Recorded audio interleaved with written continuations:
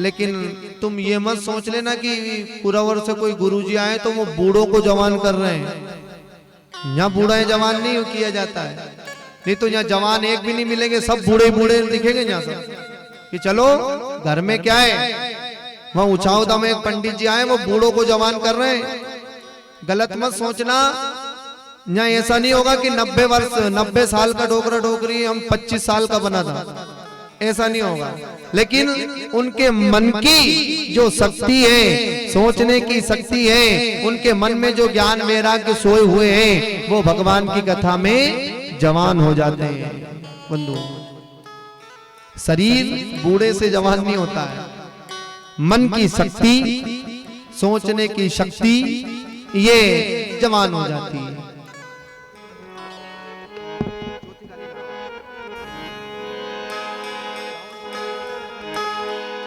तो महाराज तभी तो कहते हैं लोग कि भैया जो करना है सब जवानी में कर लो। बुढ़ापा किसने देखा है? किसी ने भी नहीं देखा है बुढ़ापा। तो लोग क्या कहते हैं?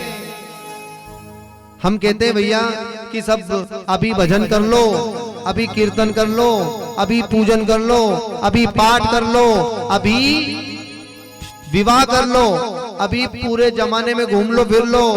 तो लोग क्या कहते हैं? गुरुजी बूढ़े होंगे जब भजन करेंगे, अभी कोई भजन करने की उम्र है। और हम जो कहते हैं यहाँ से मंच से कि तुम बूढ़े नहीं हुए तो क्या करोगे, किसका क्या बिगाड़ लोगे? मान लो बूढ़े नहीं हुए तो क्या करोगे? तो लोग कहते हैं गुरुजी ये सब तो बूढ़े हो गए, ये भी तो बूढ़ा हुए। तो आज के जमाने में जो बूढ़े हो गए उनके कर्म अच्छे थे। लोग कहते हैं ये बूढ़े बूढ़े बस आप बोलते रहते हैं क्योंकि आप लोगों में ज्ञान होता है और आप लोगों को ही सुन के हम यहाँ कह देते हैं। बूढ़े बूढ़े लोग कहते हैं गुरुजी हमने देसी घी खा रखा है पहले वाला, और अब तो डालडा मिक्स है। तो महाराज पहले के लोग जो बूढ़े हो गए सो हो गए, अब भरोसा नहीं है किसी चीज का। अब अगर जो सोचते हैं कि ये जवान कि भैया हम भी बूढ़े होंगे, तो अगर तुम्हारे कर्म अच्छे होंगे तो तुम भी बूढ़े हो जाओगे, और तुम्हारे कर्म अच्छे नहीं होंगे तो 30, 40, 50 लास्ट है।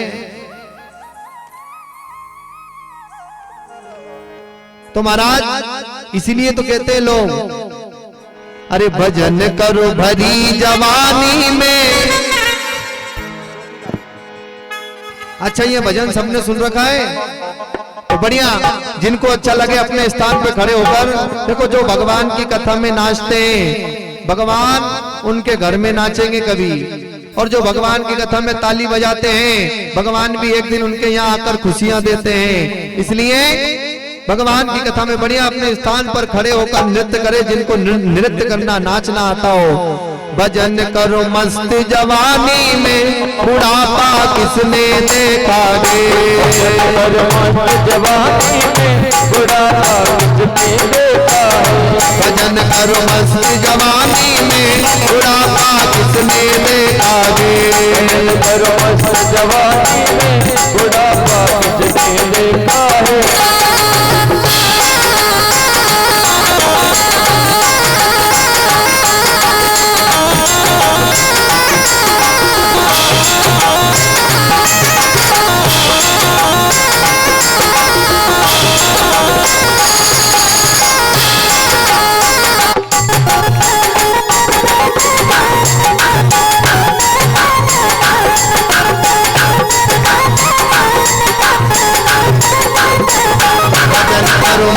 जवानी में बुढ़ापा किसने देखा रे।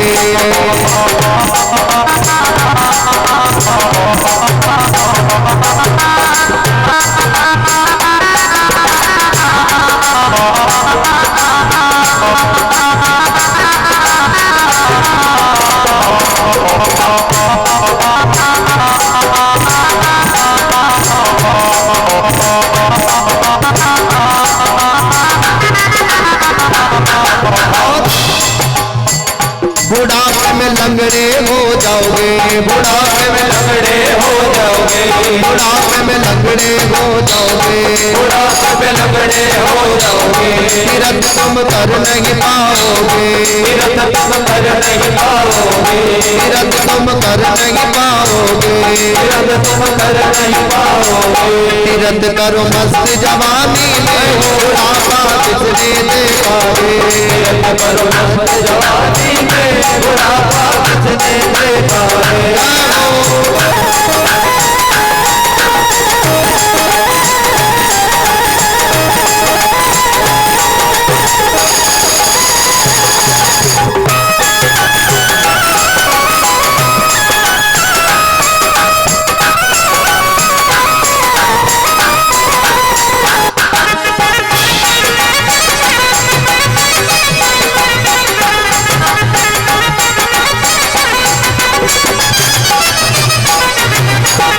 बुढ़ापे में अंधे हो जाओगे, बुढ़ापे में अंधे हो जाओगे, बुढ़ापे में अंधे हो जाओगे, बुढ़ापे में अंधे हो जाओगे। दर्शन तुम कर नहीं पाओगे, दर्शन कर नहीं पाओगे, दर्शन तुम कर नहीं पाओगे, दर्शन तुम कर नहीं पाओगे। दर्श करो हरी जवानी में, बुढ़ापा किसने देखा रे। दर्श करो हरी जवानी में, बुढ़ापा किसने देखा रे। भजन करो मस्त जवानी में, बुढ़ापा किसने देखा रे। करो मस्त जवानी में, बुढ़ापा किसने देखा रे।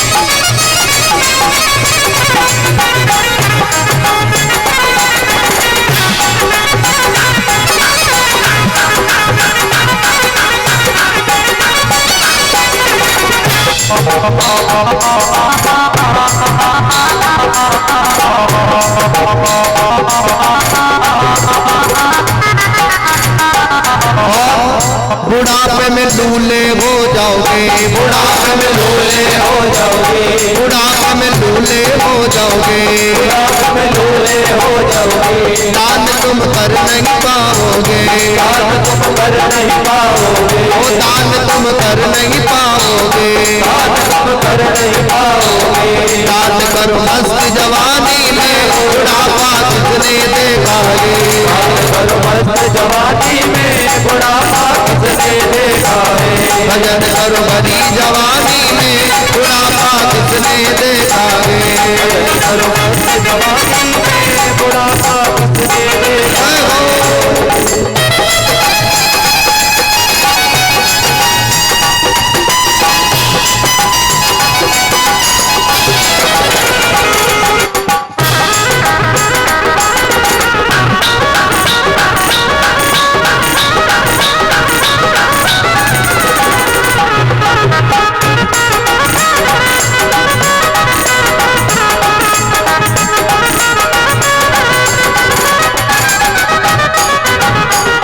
भजन करो भरी जवानी में, बुढ़ापा किसने देखा।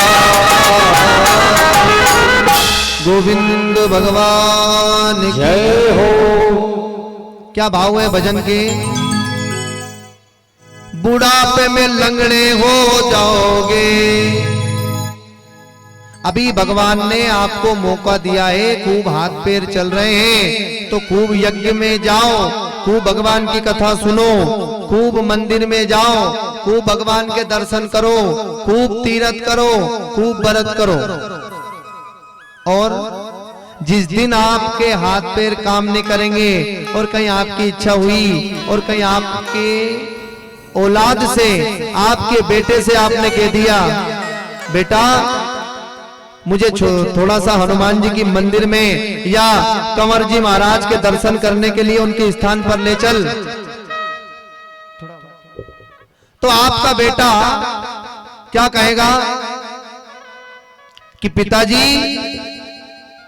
आपको कंवर जी महाराज दिख रहे हैं या गेहूं चने आ गए, फसल आ गई, आप तो चुपचाप बैठे रहो, खूब कर लिया आपने, अब चुपचाप रहो, किसी से बोलो ना चलो।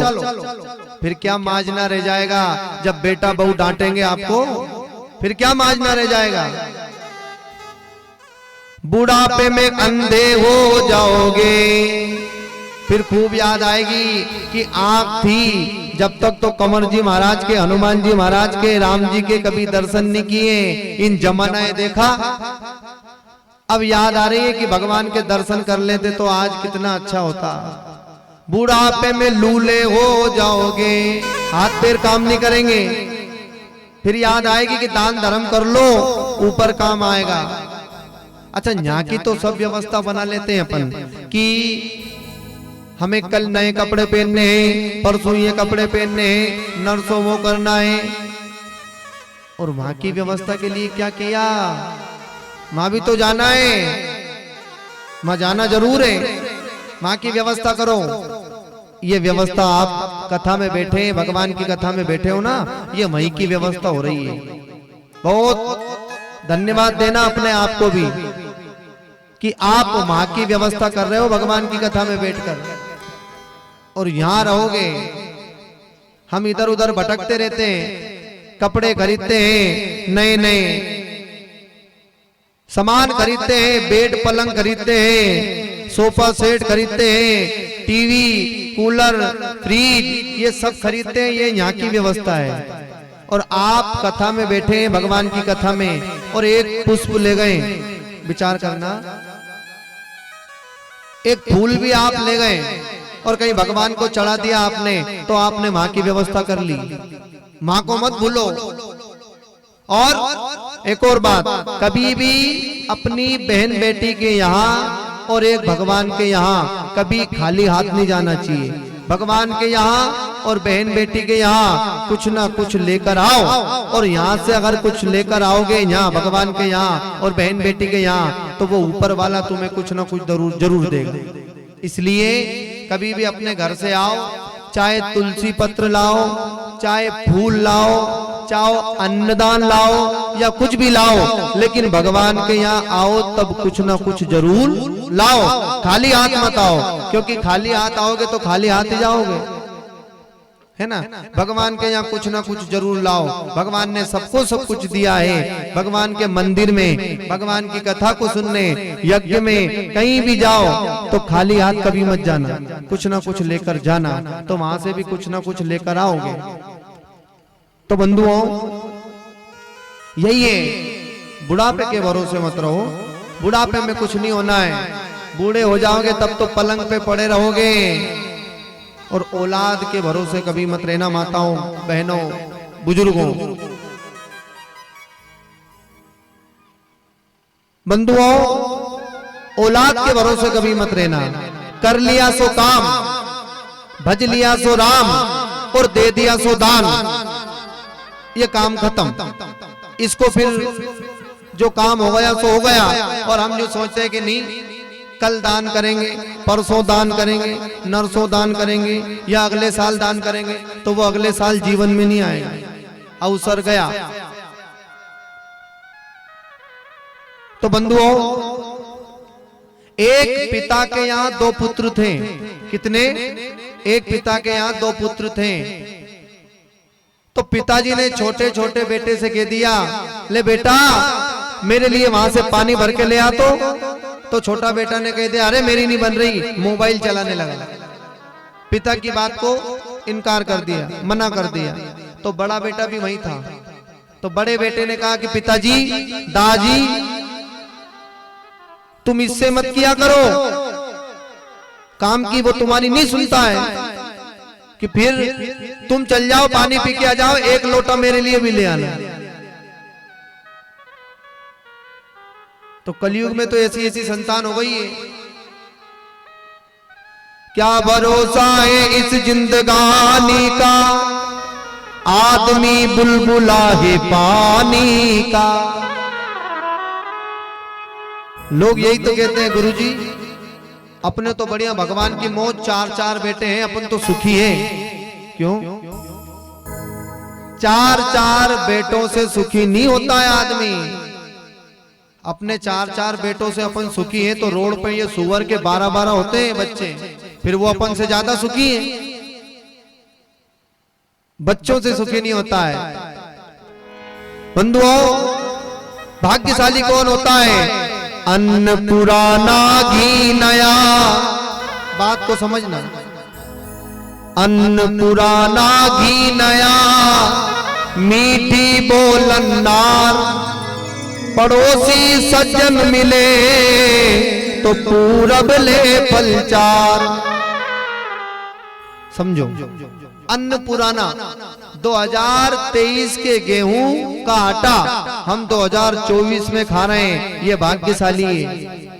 2000 यानी कि 1 साल पहले के गेहूं अब भी खा रहे हैं नए साल में, ये भाग्यशाली के लक्षण हैं। और जिनके घर में रोज नया घी हो रहा है, रोज दूध दही घी हो रहा है, वो भाग्यशाली है। अन्न पुराना घी नया, रोज जिनके घर घी नया। और मीठी बोलन नार, बिल्कुल प्रेम से बोलने वाली पत्नी जिनकी हो, वो भाग्यशाली के लक्षण है।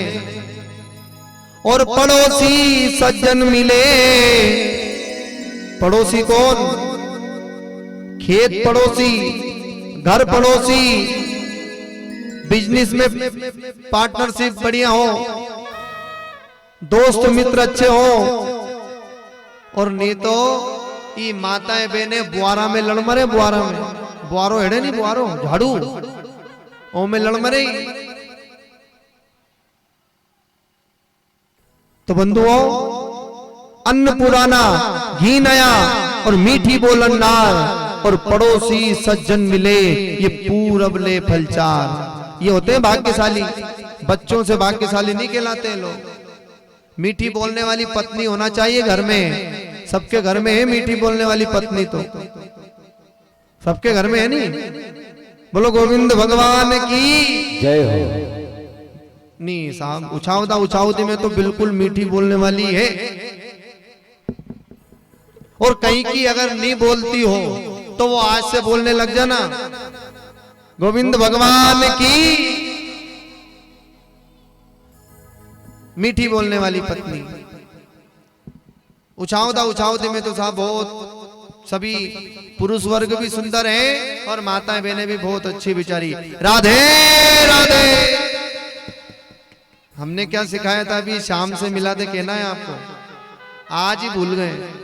उठाओ एक बार और सीधे सीधे हाथ। राधे राधे, राधे राधे। एक दिन जरूर मिलाएंगे शाम से। तो महाराज, मीठी बोलने वाली पत्नी जिनके घर में हो वो भाग्यशाली है। नहीं तो आजकल तो है नहीं, घर की घर में नहीं चले। पत्नी नहीं सुनती है जिस पति की। देखो माता बहनों, आपके लिए बहुत सुंदर बात याद आई कि जिनने अपने सास ससुर की सेवा कर ली, जिनने अपने सासू और ससुर की सेवा कर ली, उनकी सेवा अपने आप हो जाएगी, चिंता करने की बात नहीं है। और जिनने अपने सासू ससुर की सेवा नहीं करी, वो भले ही श्री राम जय राम हो जाना टाइम से ही, उनकी सेवा भी नहीं होगी। और जिनने अपने माता पिता की सेवा कर ली बंधुओं, उनकी सेवा हो जाएगी। और जिनने अपने माता पिता को रोटी नहीं दी, नहीं भी टाइम से निभली, जो भले भगवान के पास भरोसे में मत रहना, उनके भी नहीं मिलेगी। संतान आने वाली। अच्छा, सभी अपने सास ससुर की सेवा तो सभी माताएं बहनें करती होंगी यहाँ भी। जो नहीं करती हो वो करने लग जाना माताओं। क्योंकि एक बात बताऊं बहुत सुंदर,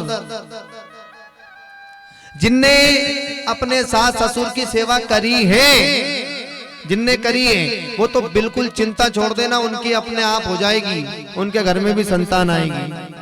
और जिनने नहीं करी नहीं, वो विश्वास में मत रहना, भले ही भरोसे में, उनकी नहीं होगी। मैं गारंटी ले रहा हूं, जिनने करी उनकी तो हो जाएगी, और जिनने नहीं करी उनकी तो नहीं होगी। इसलिए आज से, अभी से अपने सास ससुर की सेवा चालू कर देना, बहुत अच्छी बात है।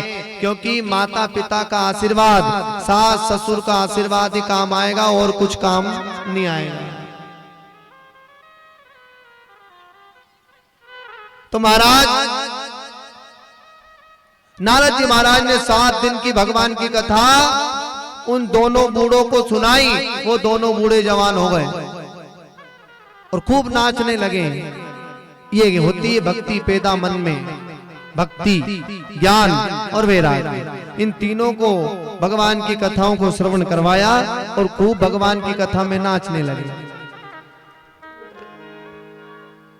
बंधुओं, नारद जी महाराज ने पूछा कि ये बताओ कि कोई पापी से पापी जीव का भी भगवान की कथा को सुनने से उद्धार होता है?